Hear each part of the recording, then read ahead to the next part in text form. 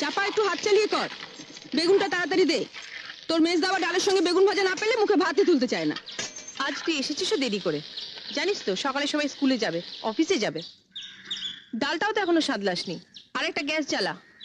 আজ দীপা আবার বলেছে কুরকুরে আলু ভাজা চাই। আমি আলু কেটে দিচ্ছি, তুই কড়াটা চাপা। চাপাদি, ওর জন্য একটা মাছ ভাজা তুলে রেখেছো তো? না বাপু, ভুলে গেছি। বড় বৌদিও আজ আমাকে মনে করিয়ে দেয়নি। সব আমি ঝুলে দিয়ে দিয়েছি। অত তাড়া দিলে কি সব মনে থাকে?